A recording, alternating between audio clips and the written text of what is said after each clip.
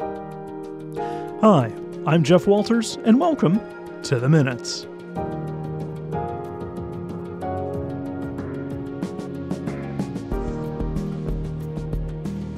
And thanks for listening today. It's great to have you along on The Minutes for the week of June the 23rd, 2025. This is a City of Thunder Bay podcast.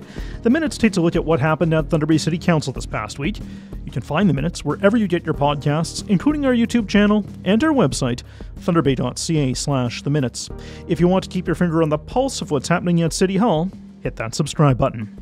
A change is coming to The Minutes in the coming weeks. This is my last episode for the next little bit. We have some staffing changes coming up at the city, with me being even more involved with what happens at council.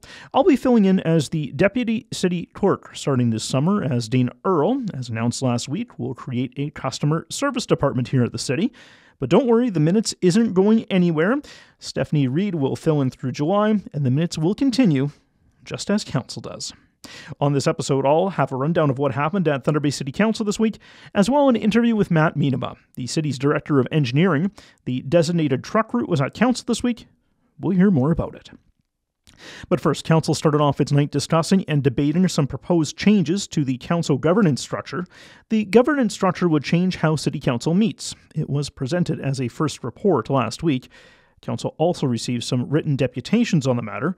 One from the chair of the Waterfront Development Committee asked for a delay in the report so the work of committees to be further considered. The Earth Care Advisory Committee asked for the same, along with additional consultation. One deputation from Barry Stribe, who has sat on a number of committees in the city, along with the Ontario Winter Games Committee, is in favour of the governance changes, particularly when it comes to dissolving City Council advisory committees. He wrote that he agrees with the view of administration that the committees to do their work with a different structure. There were a couple of different amendments as well presented on Monday night. The first was to include a paragraph stating that administration would review the performance of the new model in the second quarter of 2026, with the option to continue, amend, or revert to today's present procedure if required. That amendment passed. Another amendment to keep the Earth Care Advisory Committee failed. As well, a referral back to administration to look at keeping the Committee of the Whole structure along with committees of council, but making other procedural changes lost. The question was called, meaning that councillors would then vote on the matter. The resolution was split up into two sections, allowing council to show their support for the new structure of council meetings, while also separately voting to dissolve committees. Both votes passed. A bylaw will be presented to council to officially make the changes to council's structure.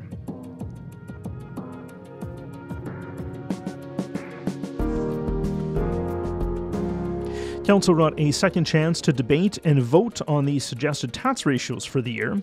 Last week, Council did not approve the ratios as suggested by administration. The Municipal Act says Council has to set the tax policies, tax rates, and tax due dates in preparation for the tax year.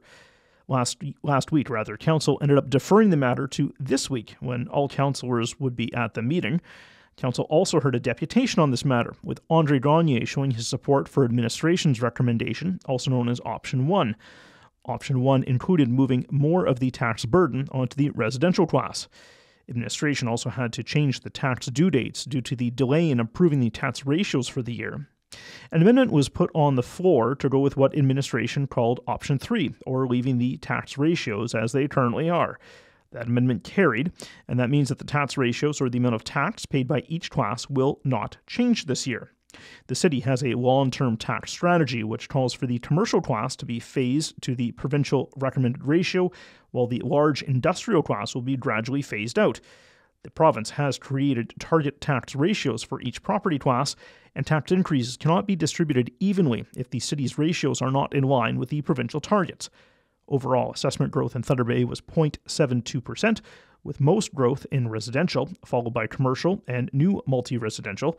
There was assessment loss, though, also from properties that moved from the industrial to the commercial class, and the creation of a new aggregate extraction class, which includes the industrial components of aggregate extraction. Assessment growth, though, has brought in about $1.7 million in additional revenue for 2025, which will go to the Assessment Growth Reserve Fund. Council passed a resolution for a new Deputy City Clerk to be appointed to the position. Jeff Walters, yes, that's me, will be appointed to the role as of July the 15th. Dana Earle, the current Deputy City Clerk, will become the city's Director of Customer Service for the next 18 to 24 months and will create the new one-stop customer service shop. The minutes starting in July will be hosted in the interim by Stephanie Reed. A few announcements on Monday night. Councillor Albert Aiello will have a McIntyre Ward meeting on Wednesday, June the 25th. It will start at 7 p.m. at the 55 Plus Centre on River Street. Council also had a closed session meeting this week. Two items, one being a legal matter and the other being negotiations, were to proceed as directed. Another item being portions of property in Chapels Park, the Gresley Parkette, and Mountvale Avenue were declared as surplus and sold, all for easement purposes. There are also board appointments to the Fort William BIA for Josh Gillingham, Steve Fraser, and Crystal Lee Mooland. City Council approved some changes to the parking bylaw and user fee bylaw. Council has already agreed to the changes, which include changing the hours of enforcement and the fee exemption at metered spaces for 2 hours. The bylaw change will formalize the request of Council. On June 30th, the City of Thunder Bay will formally proclaim Indigenous Survivors Day, a new annual day of recognition. There will be a proclamation signing and flag-raising ceremony starting at 10 a.m. at City Hall, followed by a community gathering at Hillcrest Park. The day honors the strength, resilience, and lived experiences of survivors of residential schools, the Sidsty Stoop, and other colonial harms, and reflects our shared commitment to truth, education, and reconciliation. All are welcome to attend the events.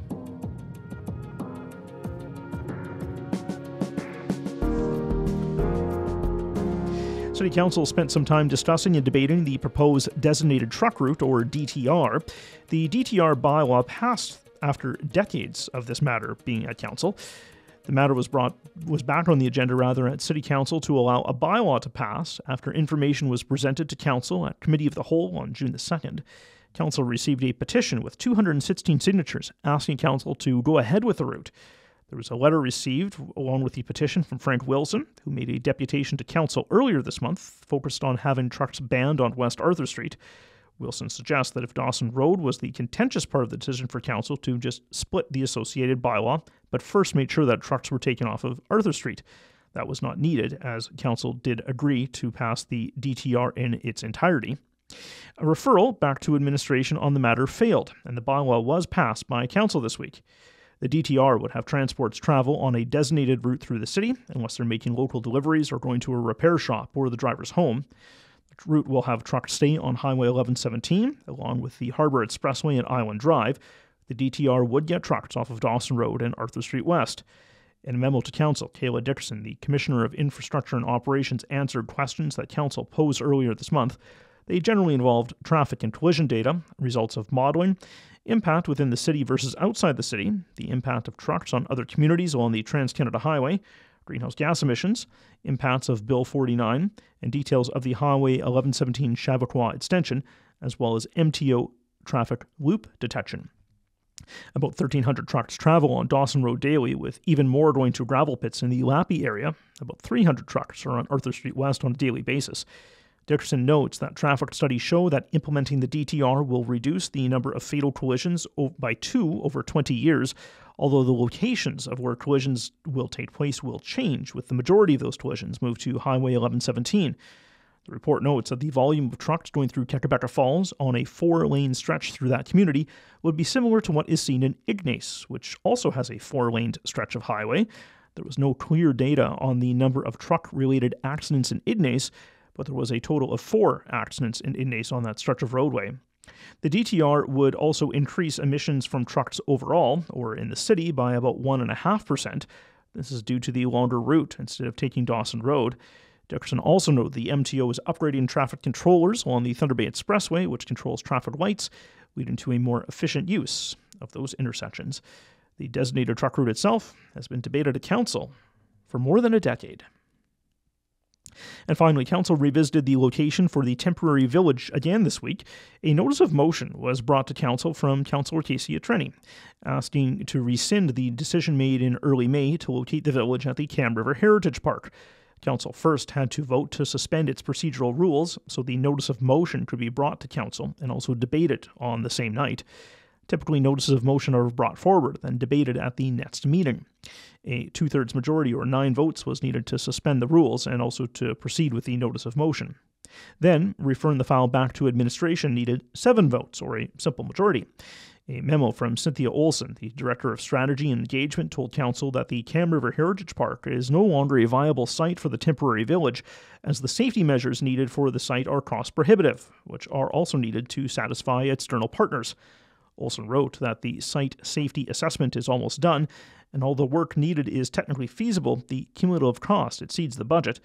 Administration wants to find an alternative site without delay to keep access to significant funding for the village. Administration will look again over a list of municipal properties, placing less emphasis on its location to social services, consider new municipally owned properties, and look at different transportation options to the temporary village. The village remains the cornerstone of the city's way of dealing with encampments. The notice of motion specifically asks Council to consider new options to realize the goal of a temporary village this year.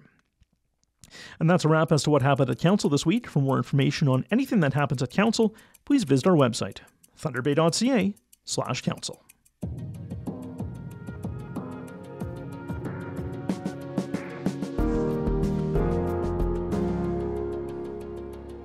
It's a debate that keeps revving back up. The designated truck route, or DTR, would keep transports off of city streets along with Dawson Road and West Arthur Street.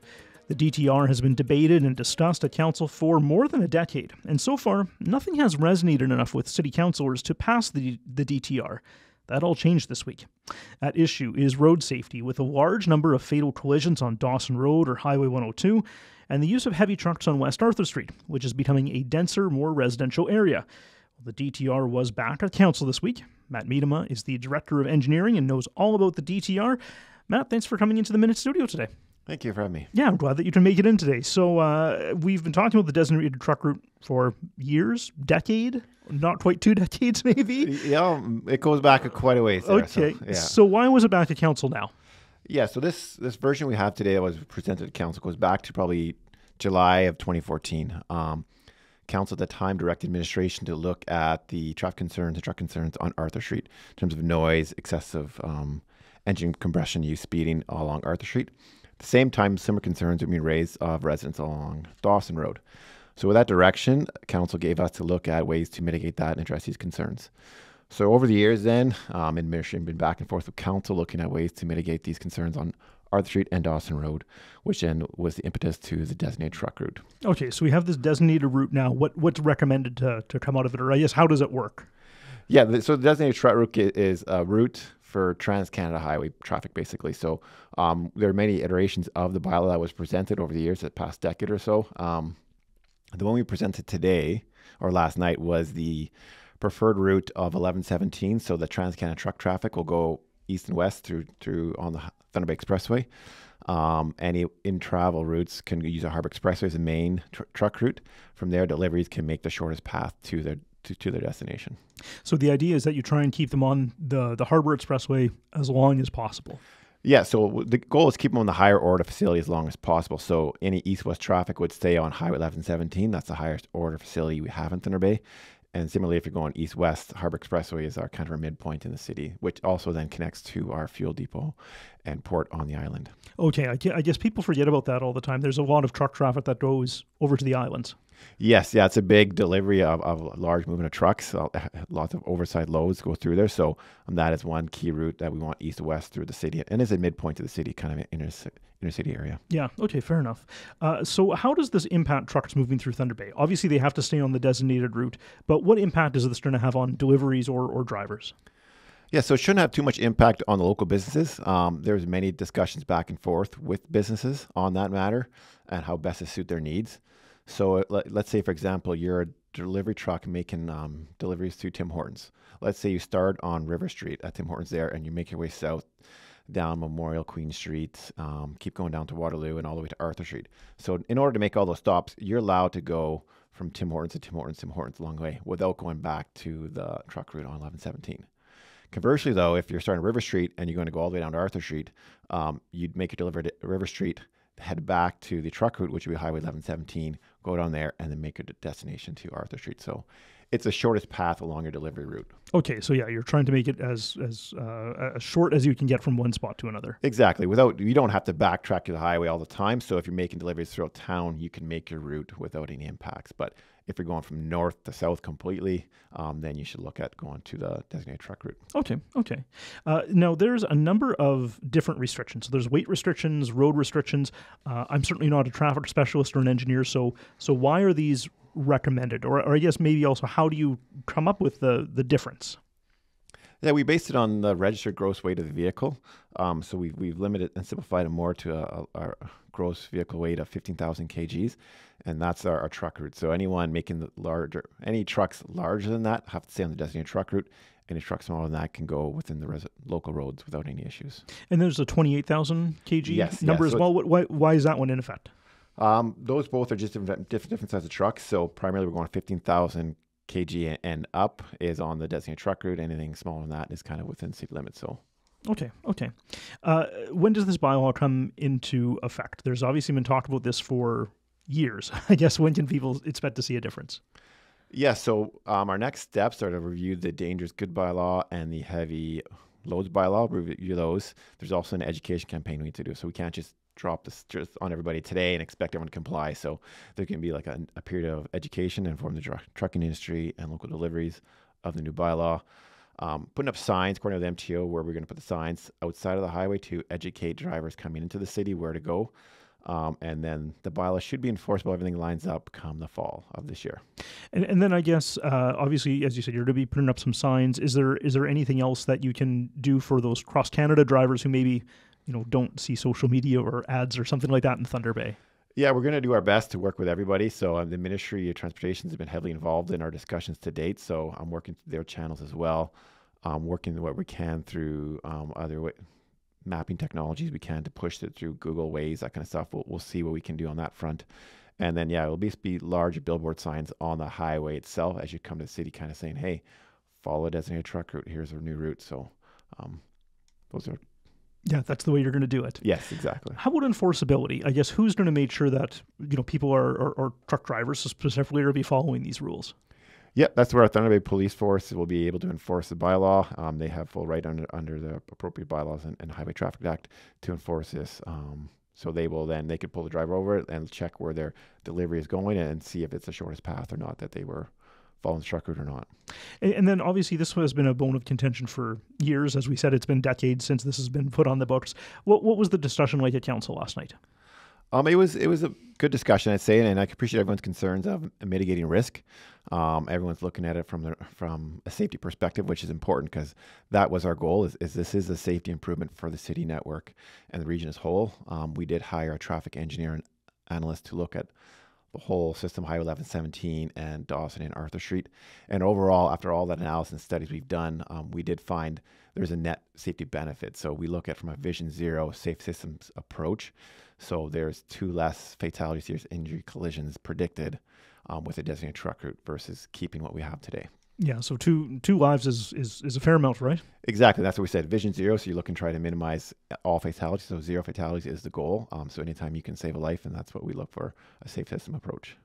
Anything else that you want to tell people about the designated truck route now that it's been passed at council and the bylaw has been passed?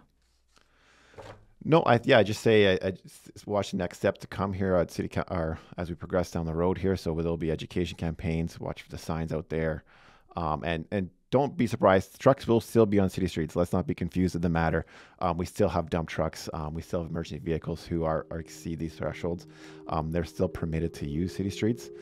So if you see a truck on a local road, they could be there because they're making deliveries or they're providing a service to the community. So the primary traffic we're impacting here is the east-west Trans-Canada traffic, which will then stay on the Highway 1117. Matt, appreciate you coming in today. Thank you very much. Yeah, thanks for having me.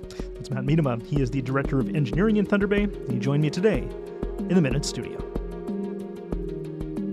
And a big thanks for listening to the Minutes this week. Of course, if you want more information about City Council, agendas, or minutes, visit thunderbay.ca/council. If you want a list of past episodes, check out our website, thunderbay.ca/theminutes. You can also find the Minutes wherever you get your podcasts, plus you can find us on YouTube and on our website as well.